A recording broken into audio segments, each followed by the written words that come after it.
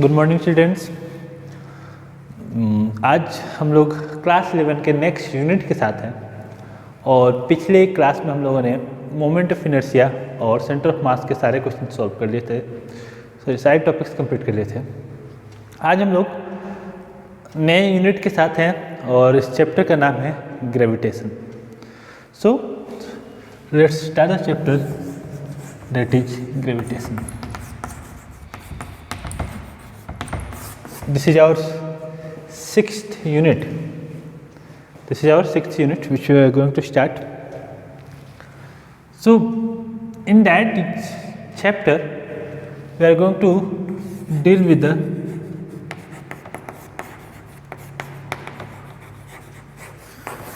gravitational force. ठीक है, basically हम लोग ग्रेविटेशनल फोर्स के बारे में पढ़ने जा रहे हैं इस चैप्टर में। ग्रेविटेशनल फोर्स क्या होता है, ठीक है, कब प्रोड्यूस होता है, कितना होता है, व्हाट इज द फॉर्मूला, ये सब चीज़ें हम लोग पढ़ने जा रहे हैं। तो ये जो चैप्टर है काफ़ी इंटरेस्टिंग है, बहुत बड़ा यूनिट नहीं है, छोटा सा यूनिट है लेकिन काफ़ी इंटरेस्टिंग है, ठीक है। तो बेसिकली सबसे पहले बात करते हैं ग्रेविटेशनल फोर्स है क्या। So we can say that it is the force of interaction. It is the force of interaction. ये interaction का force है. It is the force of interaction between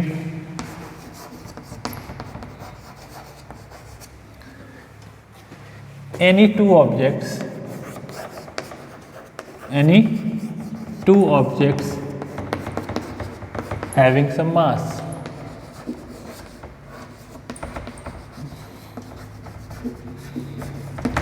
तो ये किसी भी दो ऑब्जेक्ट्स के बीच लगने वाला फोर्स है, वो भी कैसा फोर्स, तो ये जो इंटरेक्शन का फोर्स होता है ये जनरली रहता है अट्रैक्टिव। ये अट्रैक्टिव जनरली नहीं, हमेशा अट्रैक्टिव रहता है। The force of gravitation is always attractive. तो ये फोर्स ऑफ ग्रेविटेशन है जो कि होता है अट्रैक्टिव होता है, ठीक है। तो ये that is the gravitational force. तो ये कोई भी ऑब्जेक्ट के बीच हो सकता है और एक्चुअली में हर ऑब्जेक्ट के बीच होता है जिनके अंदर कुछ मास होता है and which is separated by a finite distance. तो that force is called the gravitational force. So gravitational force is simply the force acting between two objects which are having some mass, ठीक। चलते हैं इसी पे based एक बहुत ही famous law के बारे में पढ़ने, और ये फेमस लॉ है हमारा न्यूटन्स लॉ ऑफ ग्रेविटेशन। इस लॉ को बोलते हैं न्यूटन्स लॉ ऑफ ग्रेविटेशन। जैसा सबको पता है कि न्यूटन्स ने ग्रेविटेशन यानी ग्रेविटेशनल फोर्स की खोज की थी जब उसके ऊपर एक हेड, उसके सर पे एक एप्पल गिरा था। I don't know whether it is true और नॉट, बट कहानी तो ऐसी है कि इसके बाद इसने सोचना शुरू किया क्यों ऐसा हुआ, क्यों नहीं हुआ।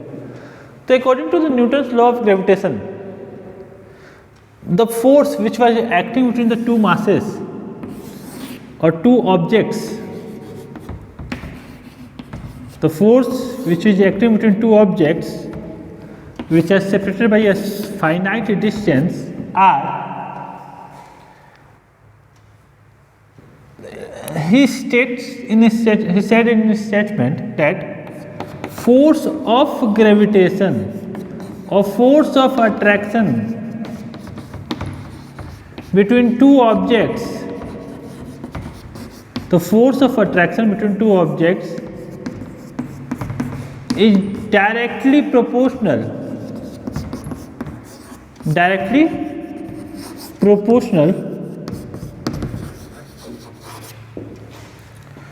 to their mass। जो फोर्स ऑफ अट्रैक्शन है वो उनके मास के डायरेक्टली प्रोपोर्शनल है एंड इनवर्सली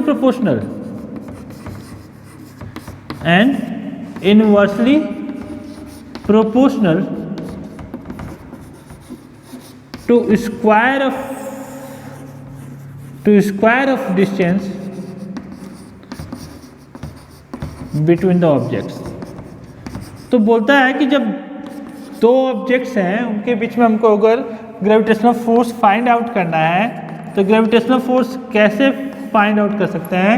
तो कह रहा है स्टेटमेंट कि F जो प्रोपोर्शनल है वो उनके प्रोडक्ट के मास के प्रोडक्ट के प्रोपोर्शनल है, और जो फोर्स है ये प्रोपोर्शनल होता है उनके बीच के डिस्टेंस के स्क्वायर के। So F is proportional to m1 into m2 and F is proportional to 1 by r square. That whole concept was given by Newton. And if we combine these two statements together, हमको क्या मिलने जा रहा है, F equal to m1 into m2, capital R दिया तो इसे capital R लेते हैं भाई, बाई आर स्क्वायर। तो that is basically the Newton's law of gravitation. और अगर इसको हम लोग प्रोपोर्शनैलिटी साइन को हम इक्वेट कर दें, इक्वल टू कर दें, तो ये क्या हो जाएगा, तो ये हो जाएगा G m1 m2 by R square. तो force of gravitation is equal to G m1 m2 by R square, that is the force of gravitation which is acting between the two objects. ठीक है, जहाँ पे जी क्या है, तो जी को बोला गया यूनिवर्सल ग्रेविटेशनल कांस्टेंट। बोला गया कि ये जो वैल्यू है कैपिटल जी का, ये पूरे यूनिवर्स में फिक्स्ड रहेगा, कहीं पे भी जाने के बाद इसके वैल्यू में कोई चेंज नहीं आता। जैसे बहुत सारे वैल्यूज होते हैं, जैसे अभी हम पढ़ेंगे एक्सेलरेशन ड्यू टू ग्रेविटी, तो वहाँ पे हम लोग क्या सीखेंगे कि ये जो ग्रेविटेशनल फोर्स ग्रेविटी है वो अर्थ के लिए अलग होगा, ठीक है, मून के लिए अलग होगा, यानी डिफरेंट ऑब्जेक्ट्स के लिए डिफरेंट होगा। बट अगर हम बात करते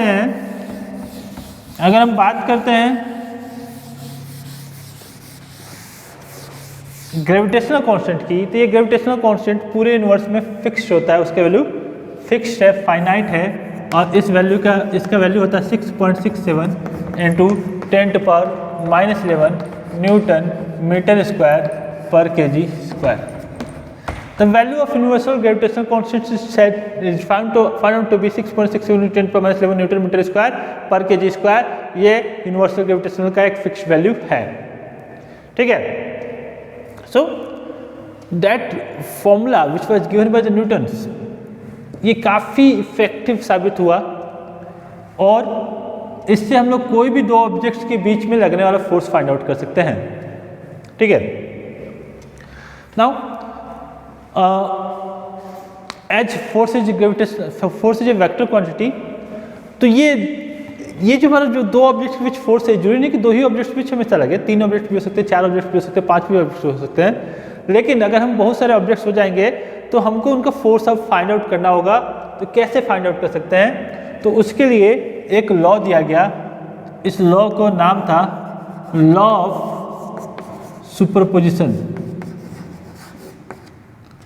और या सिंपली इसको बोलते हैं सुपरपोजिशन प्रिंसिपल।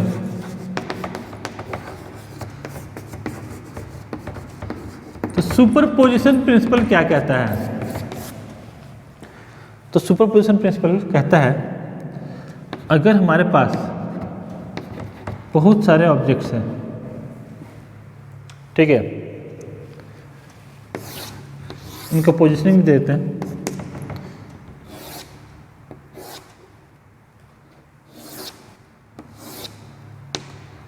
ठीक है। अगर हमारे पास बहुत सारे ऑब्जेक्ट्स हैं m1 m2 m3 और m4, ठीक है। Position is m1, m2, m3 and m4, and let the position vector of m1 is r1, position vector of m2 is r2, r3 and r4। Now या इसको हम क्या करते हैं, इसको m0 ले लेते हैं, इसको r0 कर लेते हैं, इसको m1 कर लेते हैं, इसको m2 कर लेते हैं, और इसको m3 कर लेते हैं, और पोजीशन वेक्टर हो गया r0, r1, r2 and r3 रिस्पेक्टिवली। ठीक है।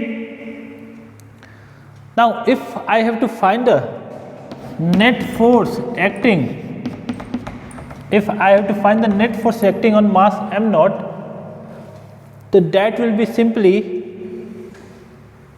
simply the force acting between m0 and m1,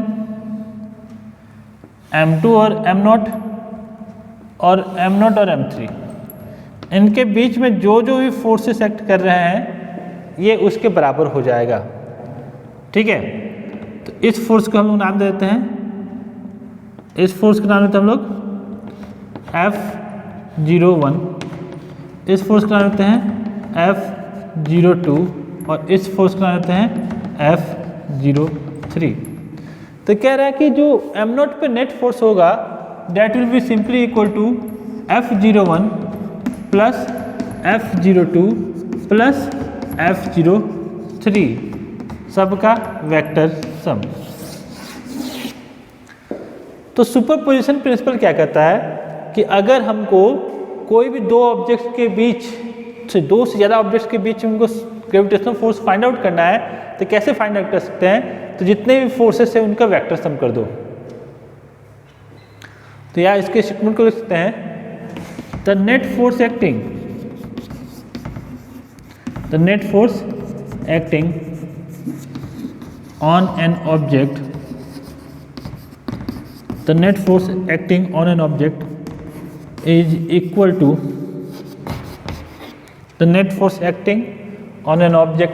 to vector sum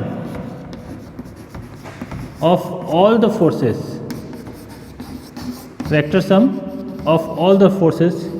acting over it। अब भाई ये वेक्टर सम है, वेक्टर सम थोड़ा सा स्केलर से डिफरेंट होता है, तो ये वेक्टर सम कैसे फाइंड आउट करेंगे? तो मान लेते हैं कि 0 और 1 के बीच का डिस्टेंस ले लेते हैं r01, 0-2 के बीच का डिस्टेंस लेते हैं r02 और 0-3 के बीच का डिस्टेंस लेते हैं r03।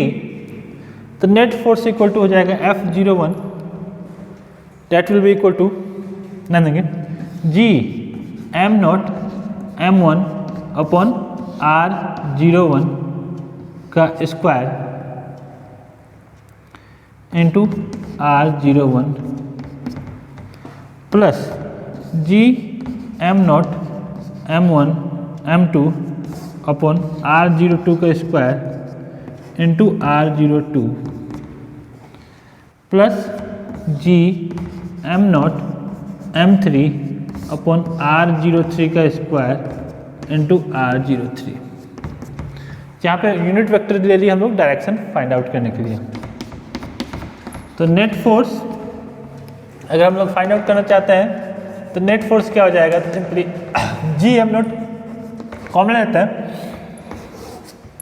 तो G m0 कॉमन हो गया तो हो गया m1 अपॉन r01 का square into r01 cap plus m2 upon r02 का square into r02 cap plus m3 upon r03 का square into r03 cap.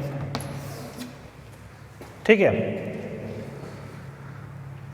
That is the net force acting. यहाँ पे हम देख रहे हैं क्या कि ये जो फोर्स हम फाइंड आउट करें that is the simply vector sum. और अगर हम बात करें वेक्टर सम का, if you are talking about a vector sum, तो वेक्टर सम क्या होता है? तो इसमें हमको डायरेक्शन लेके चलना होता है। ठीक है। So while solving the questions we must look out for the direction, to solve such type of questions. ठीक है। तो कैसे हम इस टाइप के क्वेश्चंस को सॉल्व कर सकते हैं, देखते हैं इसके लिए।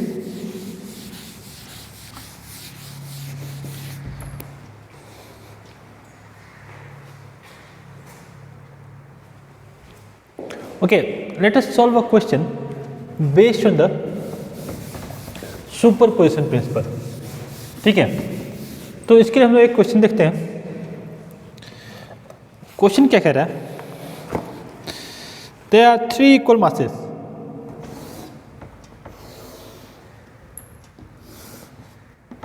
There are three equal masses, each are of m kg, and at their centroid,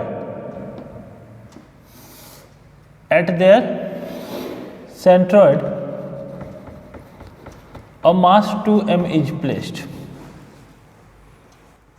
Okay, so there are three masses m, m, m, and at their centroid there is another mass 2m is placed.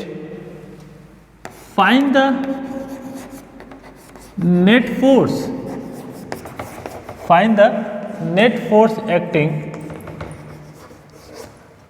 on the mass 2m.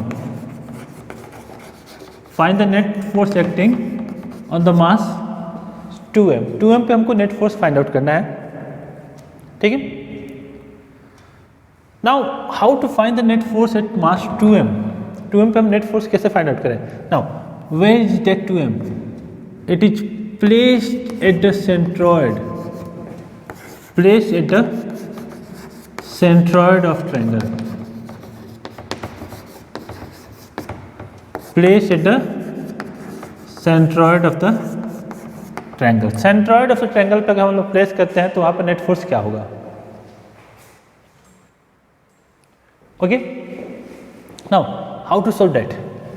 सो इस triangle को नाम देते हैं हम लोग सबसे अच्छा A B C. Now since it is an equilateral triangle, this angle is going to be 60 degree, and obviously this is going to divide it in equal parts. So this angle is going to be 30 degree, this is angle going to be 60 degree, and this is going to be 90 degree. Okay, इसको नाम देते हैं m. Now क्योंकि centroid का distance triangle के तीनों vertices से same होता है, इस साइड के लेंथ को मान लेते हैं l, ठीक है। साइड के लेंथ को मान लेते हैं l. Now by superposition principle, force acting on mass 2m and F equal to F1 plus F2 plus F3, या इसको लिख सकते हैं फोर्स बिटवीन, इसको नाम देते हैं हम लोग O, तो force between OA plus OB plus OC का vector, that is the net force OA OB। अब देखते हैं ये फोर्स किधर लग रहा है। इस 2m पे फोर्स लग रहा है तो ये इधर खींच रहा होगा, इस पे फोर्स लग रहा होगा तो इसको इधर खींच रहा होगा, ठीक है। या सॉरी, इसको क्या कहते हैं हम लोग, इस पे और इस पे तीनों पे फोर्स फाइंड आउट करते हैं। मतलब ये मास इसको इधर खींच रहा है, ये मास इसको इधर खींच रहा है, ये मास इसको इधर खींच रहा है, ठीक है। तो सबसे पहले हम क्या करते हैं, FOA ये किसी भी एक फोर्स का वैल्यू फाइंड आउट कर लेते हैं, दैट इज FOA नहीं, FOB का निकाल लेते हैं। ये FOB हो गया इधर की तरफ और ये हो गया FOC इधर की तरफ, ठीक है ना। एक इधर की तरफ, एक इधर की तरफ, और ये दोनों फोर्स का रिजल्टेंट आएगा। देखते हैं रिजल्टेंट क्या आएगा। तो FOB क्या हो जाएगा, तो FOB हो जाएगा G into 2m into m upon this distance यानी OB स्क्वायर, ठीक है। OB स्क्वायर हमको फाइंड आउट करना होगा, तो OB स्क्वायर की वैल्यू क्या हो रहा है ध्यान देते हैं। तो इन ट्रायंगल OBM ट्रायंगल में हमको फाइंड आउट करना है कौन सा डिस्टेंस, तो ये डिस्टेंस फाइंड करना है। ये डिस्टेंस l/2 हो जाएगा, तो cos theta equal to base यानी BM अपन हाइपोटेन्यूस, हाइपोटेन्यूस कितना हो जाएगा तो OB, तो cos theta equal to BM upon OB।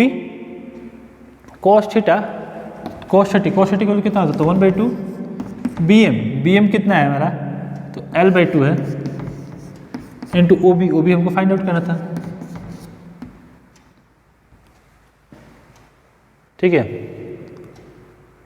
cos 30 equal to था √3/2, सॉरी cos 30 इक्वल टू √3/2, तो OB इक्वल टू क्या आ गया, तो OB इक्वल टू आ गया हमारा L/√3, ठीक है।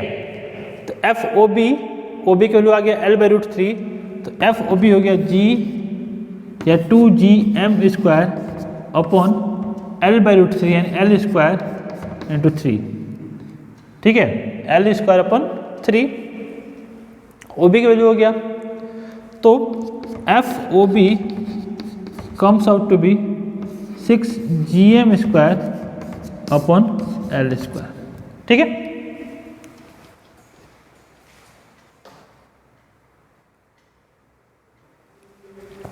सिमिलरली FOB का तो हो गया, FOB का डायरेक्शन दिख रहा है हमारा। Now I can find the value of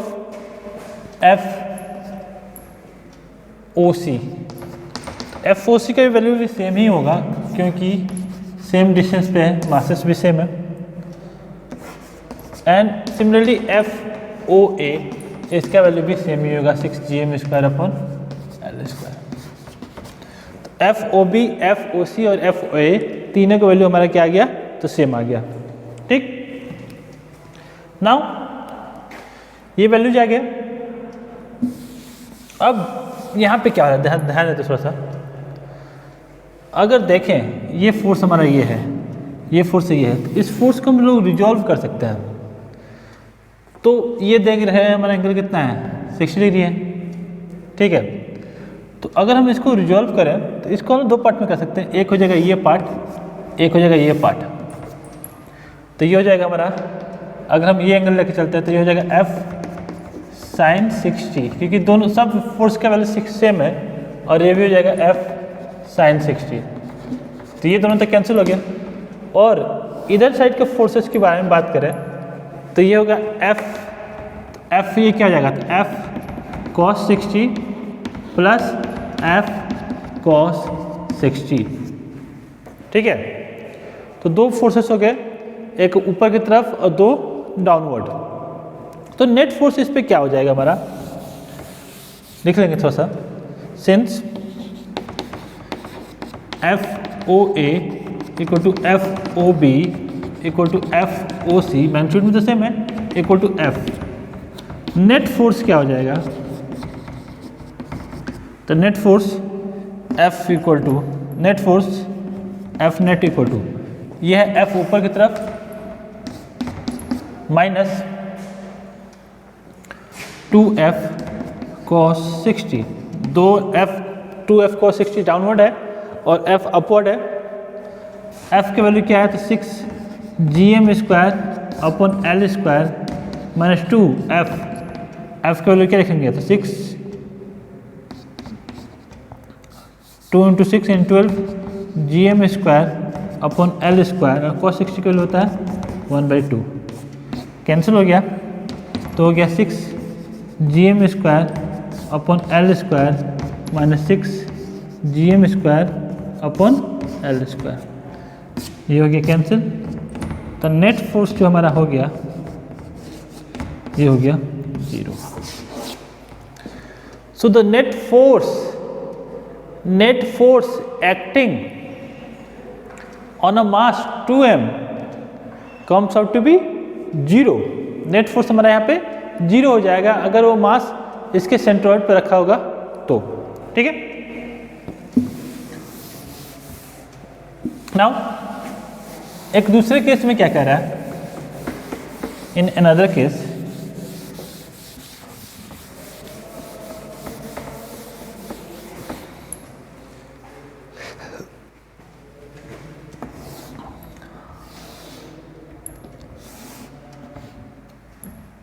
बोला कि जो मास है 2m इसके वर्टिसेस पे ना होके इस पॉइंट पर रखा गया है, ठीक है।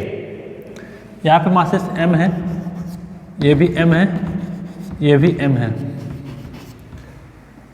और जो लेंथ है ये लेंथ 1 मीटर दे दिया गया है। बोल दिया गया find the force at mass 2m। 2m पे फोर्स फाइंड करो। तो 2m पे फोर्स कैसे निकालेंगे?